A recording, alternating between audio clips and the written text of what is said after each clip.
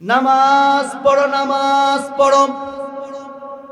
জীবনে এমন একটা নামাজ দাঁড়ায় যাবে, জোহর পড়েছেন ইমামের পিছনে, আসর পড়েছেন ইমামের পিছনে, মাগরিব এশা পড়েছেন ইমামের পিছনে, জুমা কিংবা ঈদের নামাজটাও পড়েছেন ইমামের পিছনে। কিন্তু জীবনে এমন একটা নামাজ দাঁড়ায় যাবে, যেদিন আপনি শত চেষ্টা করে ওই ইমামের পিছনে আপনি দাঁড়াতে পারবেন না, ইমামের সামনে আপনাকে শোয়াই দেওয়া হবে। আপনাকে যখন কবরে নামায় দেওয়া হবে, ডানে তাকাবেন মাটি, বামে তাকায় দেখবেন শুধু মাটি। বড্ড একা হয়ে যাবেন আপনি, বড় একা হয়ে যাবেন। হাত্তা ইয়াসমা আসসিমাআন আলাইহি,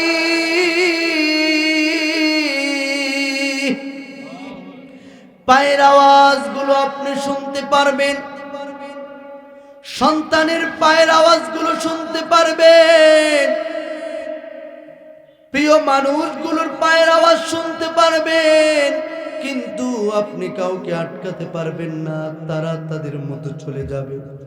শত চেষ্টা করে আটকাইতে পারবেন না। 40 কদম যাওয়ার সঙ্গে সঙ্গে মুনকার নাকির এসে উপস্থিত হয়ে যাবে। আপনাকে কিছু অতি সিম্পল কিছু প্রশ্ন করবে, যদি আপনি উত্তরগুলো না দিতে পারেন, আপনি কোন দল করেছেন দেখা হবে না, কোন নেতার পিছনে ঘুরেছেন তাও দেখা হবে না। অন্ধ ফেরেশতা নিযুক্ত করে দেওয়া হবে। ফায়াদরিবুহু দরবাতাম বিল হাদিদ,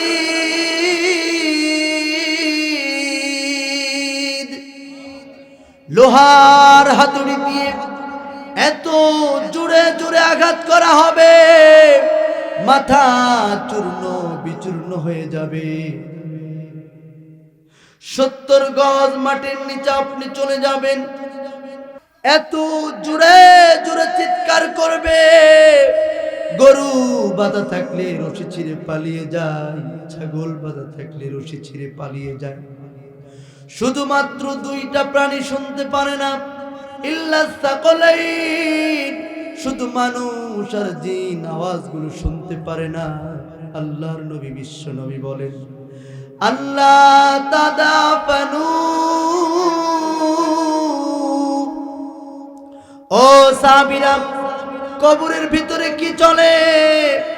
একটা দিন যদি তোমরা দেখতে পারতে, একটা বার যদি তোমরা দেখতে পারতে, তোমরা দাফন কেমনে করতে হয় সেইটাও ভুলে যাইতে, দাফন করাটাও তোমরা ভুলে যেতে।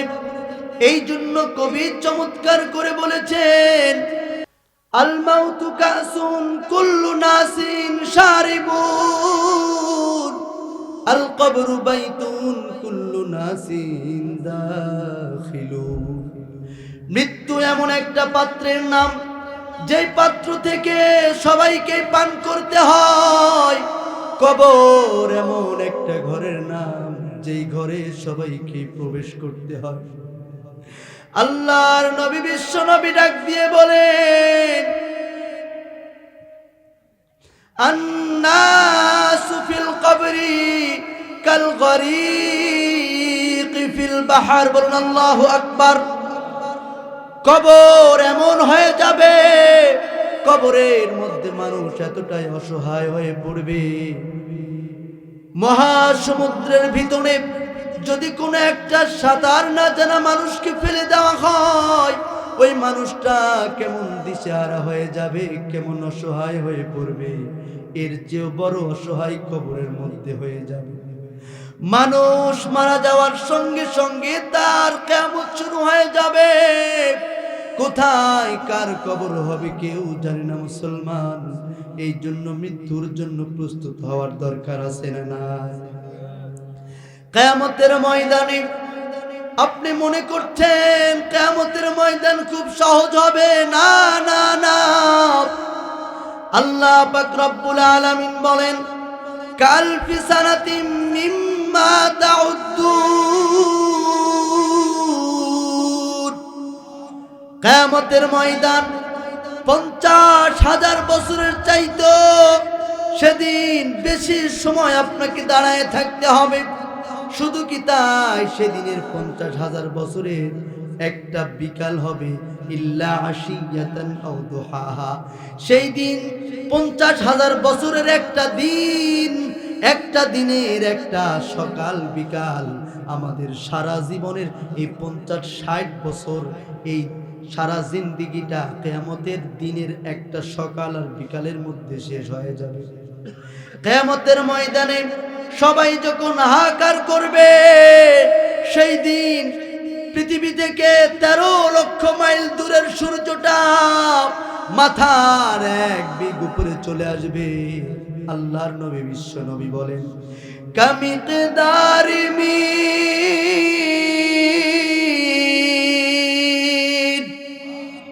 মাথার মগজগুলো টকবক টকবক করতে থাকবে। সেই দিন এমন অবস্থা হয়ে যাবে, মাথার মগজগুলো নাকের ছিদ্র দিয়ে বেরিয়ে যাবে, কানের ছিদ্র দিয়ে বেরিয়ে যাবে। মুসলমান, পেটের নাড়ি ভুঁড়ি গলে গলে পিছনের রাস্তা দিয়ে বেরিয়ে যাবে। আপনি যার কাছে ছুটে ছুটে যাবেন, কেউ আপনার উপরে উপকারে আসবে না। সেই দিন মানুষের গুনাহগুলো ঘামের মতো হয়ে যাবে। কারো বাম হাতে আমলনামা আসবে, কারো ডান হাতে আসবে। যাদের বাম হাতে আমলনামা আসবে, তাদের গুনাহগুলো ঘামের পরিণত হয়ে যাবে। কেউ টাকনু পর্যন্ত ঘামের মধ্যে ডুবে থাকবে, কেউ হাঁটু পর্যন্ত ডুবে থাকবে, কেউ বা কোমর পর্যন্ত থাকবে। আল্লাহর নবী বিশ্ব নবী ইশারা করে বলেন, কেউ বা চোখ পর্যন্ত ডুবে থাকবে। গুনার ঘামের মধ্যে হাবুডুবু খাইতে থাকবে। সেই দিন যত আপনি চিৎকার করেন, চিল্লাচিল্লি করেন, কেউ শুনবে না। সেদিন স্বয়ং নবী রাসূলুল্লাহ পর্যন্ত ইয়া নাফসি করতে থাকবে। সেই দিন আমি আপনি সাধারণ উম্মতের কি অবস্থা হবে রে মুসলমান। আল্লাহর নবী বিশ্ব নবী কেবলমাত্র শুধুমাত্র তিনি মাকামে মাহমুদের মধ্যে সিজদায় পড়ে থাকবেন। আল্লাহকে ডাক দিয়ে বলবেন, আল্লাহুম্মা উম্মতি।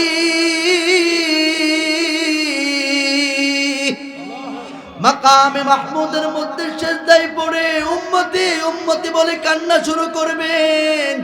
এদিকে তিনি চলে যাবেন সেই ফুলসিরাতের কিনারায়। উম্মতরা কিভাবে ফুলসিরাত পার হবে, সেখানে তিনি দাঁড়ায় থাকবেন উম্মতকে রিসিভ করার জন্য। আল্লাহর নবী বিশ্ব নবী বলেন, আমার উম্মতেরা, আমি আমার ওখানে কোটি কোটি মানুষের মধ্যে আমার উম্মতদেরকে কিভাবে চিনব? আল্লাহর নবী বিশ্ব নবী বলেন, গুররাম মুআজ্জালিনা মিনাল লুযু। বলুন আল্লাহু আকবার। আমার উম্মতেরা 5 ওয়াক্ত নামাজ আদায় করবে, আমার উম্মত ঠান্ডার মধ্যে ওযু করবে। ওযুর পানিগুলো যেই যেই জায়গায় লাগবে, সেখান থেকে সেই দিন নূর বিচ্ছুরিত হতে থাকবে। আর সেই নূরগুলো দেখে আমার উম্মতদেরকে আমি চিনে ফেলবো। বলুন সুবহানাল্লাহ। আমার কলিজার টুকরা ভাইয়েরা, আমার নবী আমার সেই দিন ফুলসিরাতের কিনারায় উম্মতদেরকে চিনে চিনে বুকের মধ্যে টেনে নিয়ে জান্নাতে প্রবেশ করাবেন। ও মুসলমান ভাইরা, এই জন্য 5 ওয়াক্ত নামাজ পড়তে রাজি আছেন তো আপনারা? যদি আপনি নামাজ না পড়েন মুসলমান, সেদিন ওয়ালা নূরুন ওয়ালা বুরহানুন ওয়ালা নাজাহ, সেই দিন কোনো নূর থাকবে না, কোনো দলিল থাকবে না, কোনো নাজাতের ব্যবস্থা থাকবে না। বলুন আল্লাহু আকবার। এই জন্য আপনাকে আমাকে নবীজির উম্মত হতে হবে। নবীজির উম্মত হতে গেলে আপনাকে আমাকে সুন্নত মোতাবেক চলার দরকার আছে না নাই? আল্লাহর নবী বিশ্ব নবী বলছেন, ওয়াদিত্তু লাউ রাআইনা ইখওয়ানানা, একটা বার যদি আমার ভাইগুলোকে আমি চোখ দিয়ে দেখতে পারতাম। সাহাবায়ে কেরাম বলছেন, ইয়া রাসূলুল্লাহ, ইয়া হাবিবাল্লাহ, আলানা ইখওয়ানুক, আমরা কি আপনার ভাই না? সাহাবায়ে কেরাম যখন এ কথা বললেন, আল্লাহর নবী বলছেন, বাল আনতুম আসহাবি, তোমরা তো আমার সাহাবী, আমার তো ভাই তারা যারা মান আমানা বি ওয়া লাম ইয়ারনি, আমার ভাই তো তারা যারা জীবনে কখনো আমাকে দেখে নাই, জীবনে আমাকে তাদের চোখ দিয়ে দেখে নাই, অথচ আমি নবীর জন্য তারা জীবন দিতে পর্যন্ত প্রস্তুত। বলুন আল্লাহু আকবার।